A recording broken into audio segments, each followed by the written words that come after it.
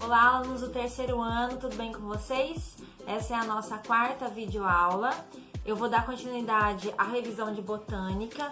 Quem assistiu a aula da semana passada, a videoaula 3, eu expliquei o motivo da gente iniciar o estudo de botânica.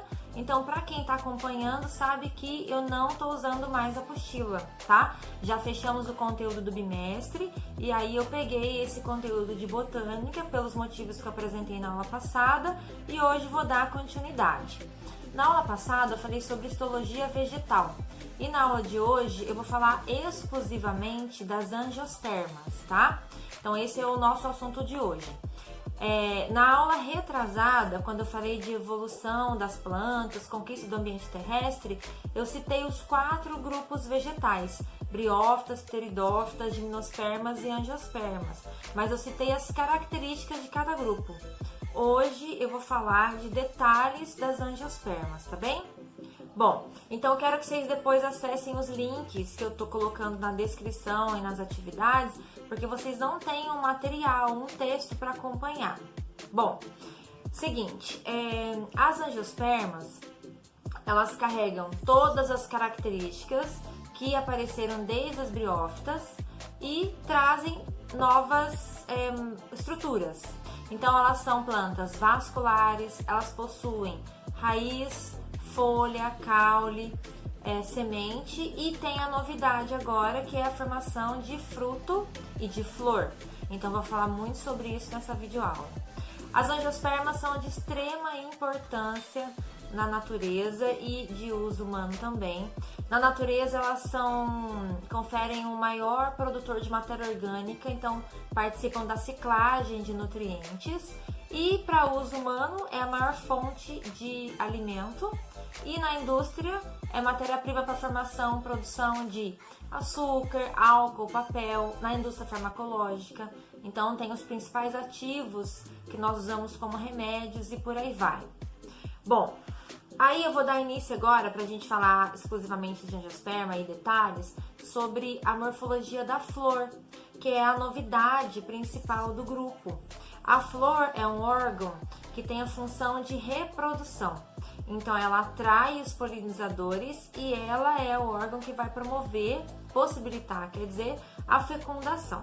Eu vou colocar uma imagem aí e conforme eu faço a leitura e explicação da anatomia da flor, vocês vão conferindo na imagem, tá bem? Então, olha só. A flor, ela é formada começando aí pelo pedúnculo. Então, o pedúnculo, ele dá a base para sustentar todo o conjunto da flor. Receptáculo floral. No receptáculo estão inseridas as sépalas, que são geralmente verdes e são folhas modificadas. E aí em cima temos as pétalas, o conjunto de pétalas dá origem à corola. E agora falando dos órgãos reprodutivos. Bom, os órgãos masculinos, só uma pausa. A maior parte das flores são hermafroditas, então elas carregam os órgãos sexuais masculinos e femininos, tá bem? Bom, o órgão masculino, ele é formado por um conjunto de estames. O conjunto de estames dá origem ao androceu e cada estame é formado por um filete, que é uma estrutura filamentar, e na porção anterior existe a antera, e é justamente na antera onde estão inseridos os grãos de pólen. Então tem flores que vão possuir 6, 8, 10 estames, tá? Órgão agora feminino. O órgão feminino é formado pelo estigma, que é a porção também anterior, como se fosse um copinho ou uma taça, que vai receber o grão de pólen, formado pelo estilete, que corresponde ao filete no órgão masculino, estrutura filamentar, que vai unir o estigma até lá embaixo o ovário, onde está inserido o óvulo, tá? O conjunto desses componentes, estigma, estilete e ovário, dá origem ao gineceu. Então, esse conjunto que dá origem ao gineceu ou pistilo corresponde aos órgãos femininos da flor. Bom, aí agora a gente vai estudar sobre as etapas de reprodução nas angiospermas, ou seja, como acontece a reprodução? Quando a gente estuda a reprodução, a gente divide esse processo em 3 fases. Primeiro, polinização. Segundo, germinação do pólen. E depois, a fecundação. A polinização permite que ocorra uma reprodução sexuada nas angiospermas, ou seja, existe troca de gametas. Um pólen de uma flor sai e atinge uma outra flor. Então, é reprodução cruzada, tá? Por isso a gente vai estudar esse tipo também de reprodução. Bom, polinização consiste no transporte de pólen da antera até o estigma, tá? E esse pólen vai descer e vai posteriormente fecundar.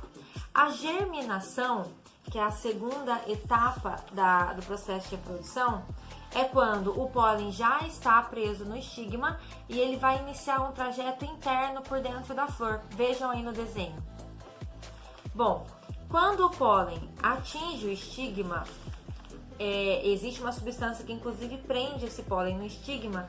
Ele dá início ao tubo polínico, que vai crescer por dentro do estilete. O tubo polínico possui, na região lá, que seria a região assim, a parte da frente do tubo polínico, que está descendo por dentro do estilete, existe o núcleo vegetativo. O núcleo vegetativo, ele orienta a formação do tubo polínico. Atrás do núcleo vegetativo, existe o núcleo reprodutivo. Eles vão ter uma função daqui a pouco. Bom, em seguida, após o crescimento, o tubo polínico encontra o ovário da flor. E aí a gente dá início à terceira etapa, que vai ser justamente a fecundação. Quando o tubo polínico se encerra e consegue entrar dentro do ovário, o núcleo vegetativo atinge o ovário e vai de encontro à oosfera, que é o gameta feminino. Quando ele atinge o gameta feminino, ocorre a fecundação propriamente dita, dando origem ao zigoto. Só que os núcleos vegetativos que vieram atrás, eles também atingem o ovário. E aí eles fazem algumas divisões dentro do ovário e permitem que ocorram, digamos assim, outras fecundações. Por isso a gente chama até de fecundação dupla, porque após a primeira, que é o encontro com a oosfera, novas fecundações acontecem. E essas fecundações, que vão dar origem às células embrionárias também, elas ficam dentro do ovário e elas vão ter uma função que eu vou descrever daqui a pouco, tá? Bom, aí vamos lá. Após a fecundação acontecer e o surgimento das primeiras células embrionárias, existe a formação da semente. Vejam no desenho. A semente corresponde ao embrião, que está na região mais interna, ao ovário que se desenvolveu e vai dar origem ao fruto, e o óvulo fecundado dá origem à capa protetora, que vai estar entre o embrião e o fruto, que vai ser justamente a semente. Entre o embrião e a semente existe uma reserva de alimento chamada de endosperma. E o endosperma, ele foi originado justamente pela segunda fecundação, que é aquele núcleo vegetativo que eu expliquei. Tá certo? Então, isso que eu acabei de mostrar aí através do desenho, através da explicação, é a anatomia do fruto. Aliás, desculpa, anatomia da semente. Bom, agora a gente vai estudar um pouco sobre os frutos. Então, nós vimos agora há pouco a morfologia da flor e agora eu vou falar um pouco sobre a morfologia do fruto. O fruto, que vai ser o ovário desenvolvido, ele pode ser classificado em 2 tipos, carnosos e secos. O nome já diz. O fruto carnoso é aquele que tem uma polpa suculenta, nutritiva, que é geralmente o que nós, seres humanos, ingerimos. E o fruto seco, o nome já diz também, ele não tem essa polpa muito desenvolvida. Geralmente, o fruto seco é um revestimento que encapa a semente, tá? Bom, agora tem umas subdivisões. Os frutos carnosos, eles podem se dividir em tipo baga, que é com a semente livre e dispersa na polpa, e do tipo drupa, que é quando a semente se encontra dentro de um caroço, que seria assim um compartimento maior aí até de proteção, tá? Os frutos secos, existem 3 tipos. Cariopse, que são aqueles em que a semente cresce grudada no pericarpo. Aquênio, o aquênio é quando a semente está ligada ao fruto por um fio. E o fruto seco do tipo vagem ou legume, que é um fruto deiscente. O que é isso? É um fruto que se abre para poder liberar a semente. Então, são 5 subdivisões de frutos, ok? Bom, agora passamos para uma segunda parte, ainda sobre fruto, que são frutos, na verdade, chamados de pseudofrutos. O que seriam os pseudofrutos? São aqueles que não vão ser formados a partir do ovário desenvolvido. Então, por exemplo, quando a gente pensa em fruta, né, a gente popularmente chama de fruta, mas na botânica a gente dá um nome mais técnico que é fruto. Quando a gente pensa em fruta, a gente pensa em maçã, pera, laranja, por exemplo. Maçã, pera são frutas que não foram originadas do ovário desenvolvido. São outras partes da flor que se desenvolveram ao longo da formação da semente e aí partiram para a formação de um fruto. Então, quando a gente tem uma fruta que não veio do ovário desenvolvido, a gente chama isso de pseudofruto. Vou colocar algumas imagens de exemplo para vocês, tá? Então, por exemplo, maçã e pera. A polpa que a gente ingere veio desenvolvida do receptáculo da flor. O fruto verdadeiro é uma pequena bolsa interna que abriga as sementes. O caju. O caju, a polpa que a gente ingere é o pedúnculo floral desenvolvido. E o fruto verdadeiro é a castanha que envolve ali dentro a semente, tá? O morango, por exemplo, muito interessante. O morango, a polpa que a gente ingere, vermelha, suculenta, também é o receptáculo da flor, como a maçã e a pera. E o fruto verdadeiro são aquelas pintinhas pretas ao longo da superfície do morango. Aquilo ali é um fruto seco e dentro desse fruto seco que existe a semente, tá certo? Bom, então agora falamos da flor, do fruto, eu vou falar um pouquinho da semente. Vejam também na imagem aí de vocês. A semente, ela é composta pelo endosperma, que é a massa que acumula reserva nutritiva, e essa reserva é a que vai alimentar as primeiras células embrionárias. E aí, em seguida, a gente tem o embrião. O embrião, que está bem na região interna da semente, ele é composto por 3 partes. Radícula, que vai dar origem futuramente à raiz, o caulículo, que vai formar um caule, e a gêmula. A gêmula vai ser a porção apical do caule.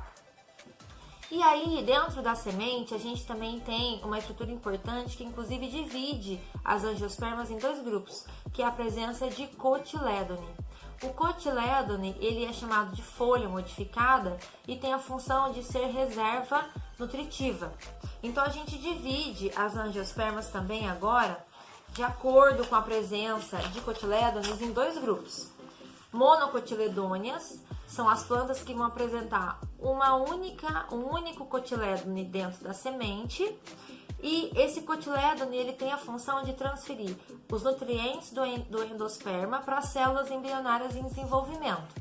E existe o segundo grupo, que são as eudicotiledôneas. Tem relação com dicotiledôneas também o nome, que são sementes que possuem 2 cotilédones. E geralmente, com a presença de 2 cotilédones, o endosperma ele não se desenvolve, ele não tem tanta necessidade, tá? Então, os 2 cotilédones quer dizer que vão alimentar as células embrionárias, tá bem? Bom, então a gente também divide as angiospermas assim, em mono e eudicotiledôneas. Além da presença e quantidade de cotilédones, existem outras diferenças também. Vejam as imagens que eu vou colocar para vocês, tá? Em relação à raiz, monocotiledôneas possuem raiz fasciculada ou em cabeleira e as eudicotiledôneas, raiz pivotante ou axial. Caule, monocotiledôneas, caule do tipo colmo e eudicotiledôneas, caule do tipo tronco. Folhas paralinérvias, presente nas monocotiledôneas e folhas reticuladas nas eudicotiledôneas. Flores trímeras, que é isso? Geralmente são flores com pétalas em número ou múltiplo de 3, desculpa. E nas dicotiledôneas são pétalas na quantidade de 3, 4 ou 5, tá? E depois a quantidade de cotilédones. Bom, espero que vocês tenham entendido essas principais informações das angiospermas. Vejam os links e os exercícios que eu tô passando para vocês. Um abraço, um beijo, estou com saudades e até logo nas aulas presenciais.